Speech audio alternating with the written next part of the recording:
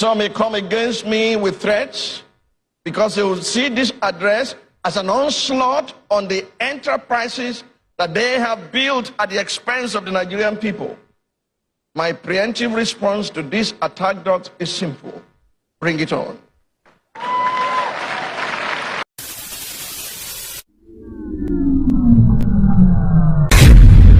Hi everyone, welcome on board to Helper.tv. After President Buhari, I am next in line. Thus says the Lord. This is coming from no other than the pastor, the spiritual head of the Citadel. I'm talking of a former lawyer, Pastor Tunde Bakare. As you all know, sound lawyers have this oratory and they have this skill. They can weave words here and there. But there is something that Pastor Tunde Bakare has to say that I want you to listen to. I do not know if this will become the end of Pastor Tunde Bakare. I mean, Bola Ahmed Tinubu might decide to take action. As you heard him from the beginning, he said that there is a possibility that certain individuals might decide to take this and misconstrue it. They might misconstrue it and do something about it in a way that could lead him into ground zero. I'm talking about DSS custody. The DSS might call him for questioning and come up with certain charges here and there, and maybe due to his popularity, and maybe some people might just send in one or two calls like, please leave him alone. It's just a man who is frustrated. He wants to be president. You know, it was part of your party during the primaries. Nobody voted for him. Anyone could come up with that. But the thing is this, what Pastor Tunde Bakare said is powerful. But with the power that comes with what he said, does that mean that if Pastor Tunde Bakare becomes president of Nigeria, he will be able to efficiently carry out all of this wisdom, knowledge that he has? Will he be able to efficiently execute it? Or majority of them have ideas, but they cannot. Now, people are saying that we should leave Bola Ahmed Tinubu for a while, that he has just gotten in. Why are we so much in a hurry? We are talking about a system that is totally in decay. And you expect him to perform miracles within a short time, within few seconds.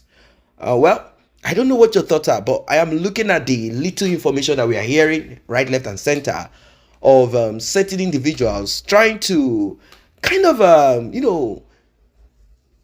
make the president do something to those who speak anyhow. I mean, those who are saying the truth. They say they are talking anyhow.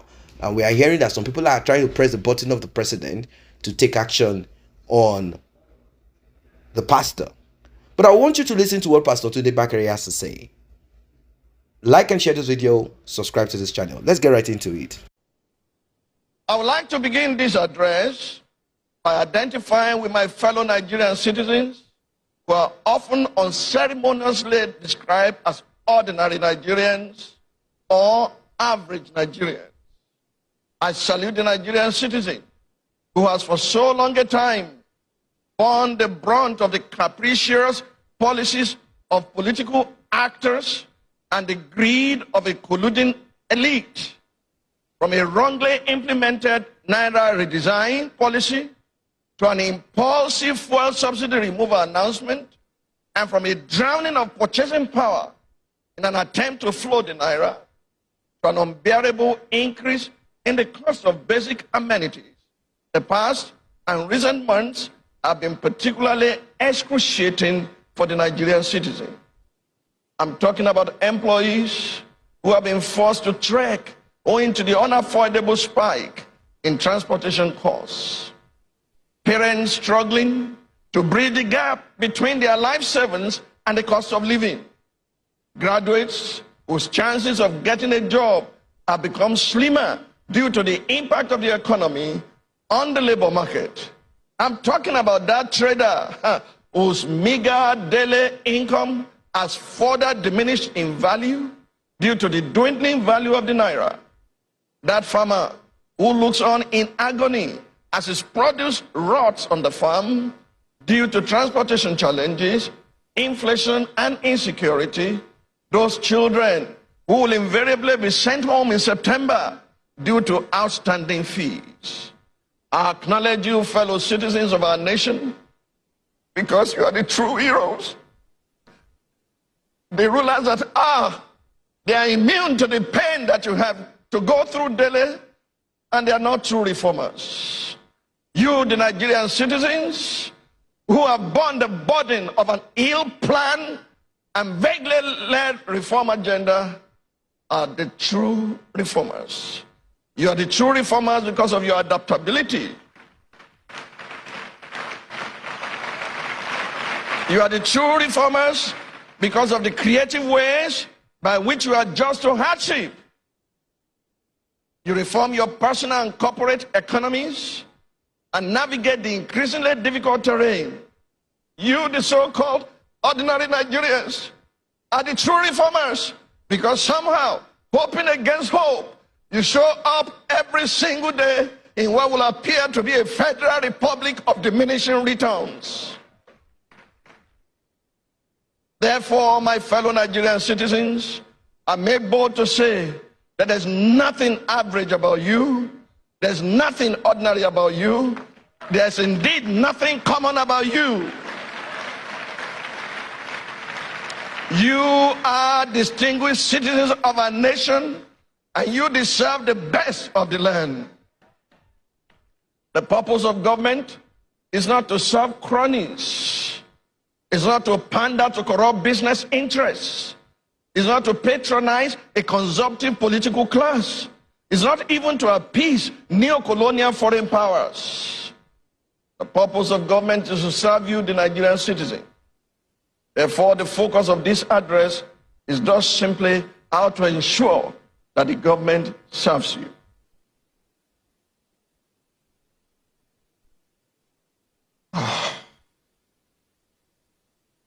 Let me say upfront that I'm not unmindful that this address will be taken out of context by political propagandists within and outside of government. I'm not unaware that my motivations will be questioned and my intentions maligned. It's expected that the minions and mudslingers in the corridors of power will pick a fight because they will misconstrue this as an attack on their paymasters.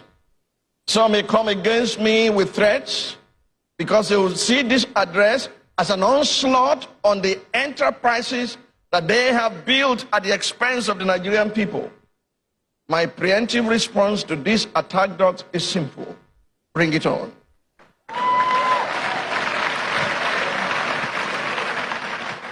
If there are any wise ones among those surrounding the president, if there are wise ones among the institutions of law and order, if there are wise ones among the members of the National Assembly, among the power blocks that are sympathetic to the president, among the will-be cabinet members, or even among the stakeholders of the all-progressive Congress, such wise ones would listen attentively and take this address as a wake-up call, laden with truths that could salvage a ship drifting in the gale of a socio-economic and political Euroclydon.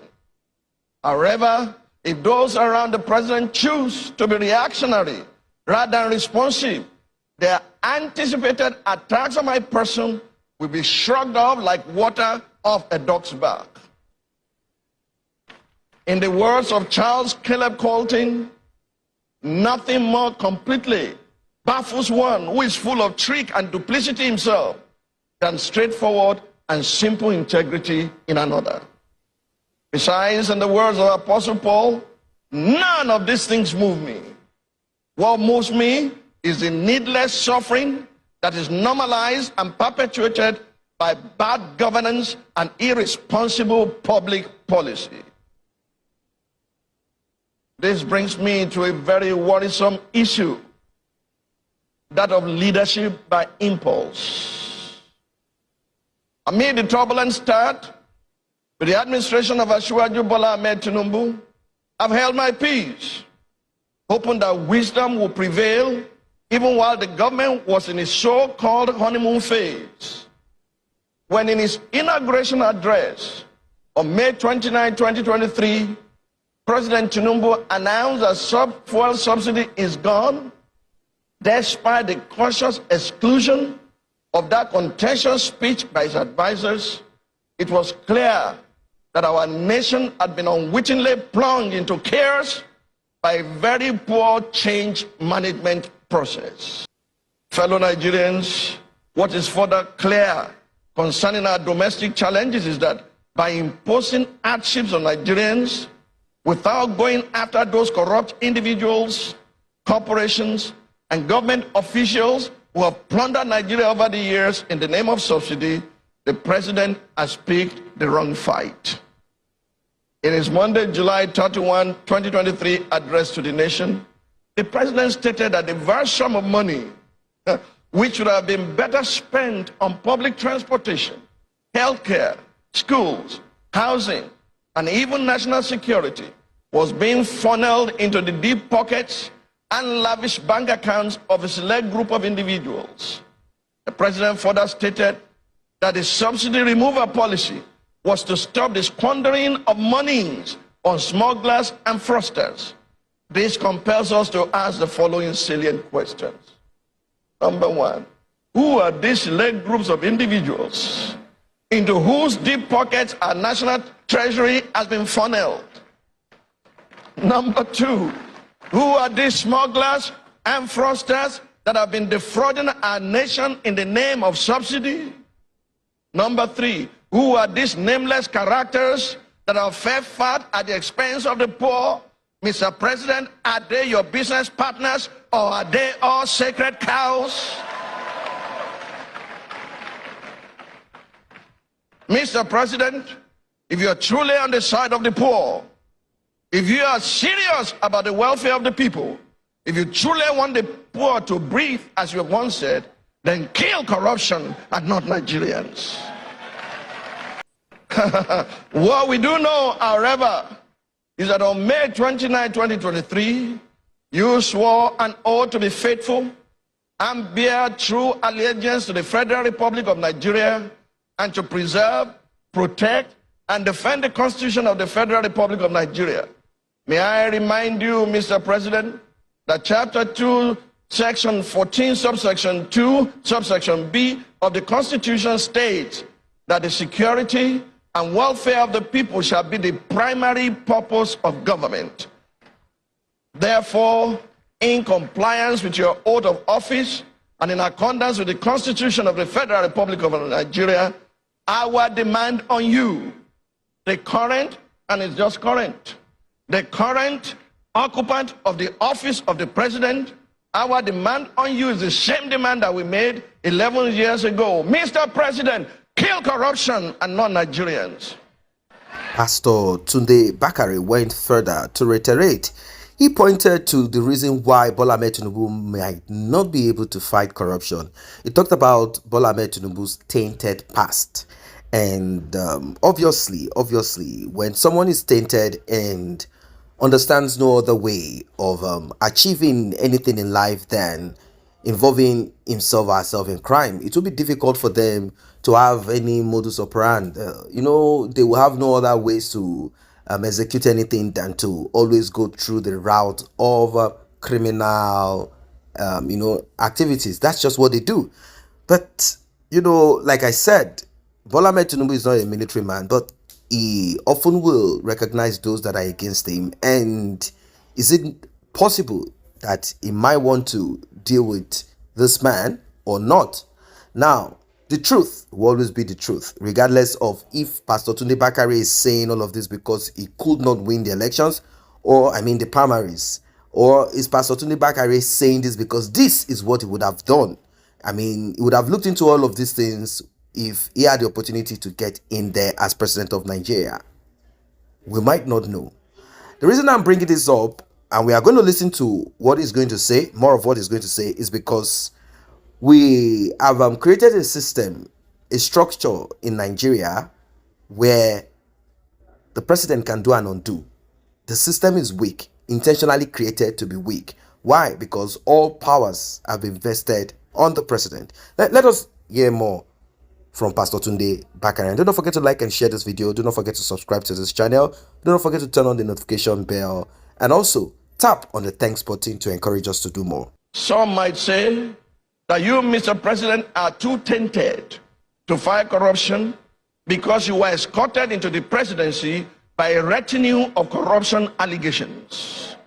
Some might even describe you as transparently, opaquely corrupt because despite the indicators of state capture allegedly linked to you, no one has proved these allegations against you in any court of competent jurisdiction.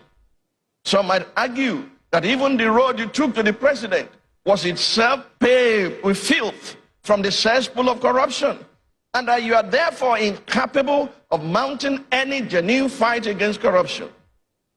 Mr. President, while we admit that as of today, our nation has transitioned from an administration that came to power on the supposed wings of integrity and anti-corruption, as I told the former president in his residence. No one can today doubt that you are the president of the Federal Republic by the system that produced you, with enormous powers to fight against corruption and its hydra-headed forms. Even if the allegations against you are valid, I challenge you today to humble yourself before God, because you can still have a road to Damascus experience, and decide today to stand on the side of probity and bring to book the vested interests that have built their wealth on the ruins of our nation. I keep on saying that every saint has a past and every sinner has a future. You can repent today and have the road to Damascus experience. You can decide to take the burden of reforms of the Nigerian people and go after the corporations and individuals who have plundered our nation. You can decide today to stand with the poor and take the fight to the plunderers. Mr. President, even though you have announced some palliatives, let me remind you that palliatives cannot address the root cause of the problem. In my recent exchange with Dr. Joe Odumake, a veteran of many progressive battles who received bullets and was imprisoned several times, in my exchange with her, she brought the Oxford Learner's Dictionary definition of the word palliative to my attention. You want to know? It is a medicine or medical treatment that reduces pain without curing its cause. Solution. That, I believe, is what majority of you will be looking at. Apart from this beautiful speech, direct speech. Solutions, exactly, is what everyone is looking at. What are the approach? What are the best practices? What are the approach to getting results? How can a country that produces, that has a lot of reserve of crude oil, still have issues with crude oil? Is it poor management, decision making, or is this just total wickedness? Now let us look at it. We do not have a working refinery because certain individuals will not make it work. Now, if you become the president, what stops you from making sure that the refineries work and work efficiently? What stops you from making sure that anyone who tampers with the refinery or tries to, do some fraudulent activities around the refinery is not arrested, tried so fast, and dropped in jail? Well, I'm sure that most of you will say it requires someone with integrity, who has not been tainted, someone that cannot be blackmailed, that can do all of this. But then, I still believe that Bola Ahmed Tinubu can do this if he wants to do it. You have gotten the power, rise up to the task and do what you need to do. But like I said, this might be very difficult for him to do, because all through the journey of his life, one way or the other, he acquired the majority of what he acquired, running the show in a dubious manner. That's how he lived. So it will be very difficult for him to try to put light into that murky water, to see the vermin that are inside of it. That's the truth. Just look at it. We are talking about, petroleum products, the government is removing this and that. What about the marketers? What about those that will buy the petroleum product at that price in Nigeria and go outside of Nigeria to sell it? That's the major problem. So the government can deal with marketers, or are they friends of the president himself? Was he also involved in this before? Who owns corn oil? Does Bola Ahmed Tinubu have petrol stations? Or there are people who have petrol stations that are family members? So I believe that there are big question marks. All the policies that you come up with, like Bola Ahmed Tinubu said prior to the election, whilst he was campaigning, he was among some of his big men, as they call them, criminals. And he said, regardless of anything, we are okay for ourselves. No matter where Nigeria faces or not, we are okay. We can never lack. We are only trying to help these people. So it's time for you, everybody. It's time for us to rise up to get what we need to get. These people have said it clearly. They have done what they need to do. It is still this same Nigeria. They have stolen what they need to steal. They are okay. Maybe their children will not live well, but they have stolen enough. At the end of the day, they might not even remember where they have stashed some of these things that they have stolen. It's a waste. All of this stems from wickedness and greed. What are your thoughts about what Pastor Tunde Bakare has just said? Drop your comment, like and share, subscribe to this channel. See you in the next update. I say a very big thank you to those who have taken time to subscribe to this channel. And if you're yet to subscribe, kindly tap on that subscription button and also the red bell icon so you will be notified whenever videos such as this are uploaded.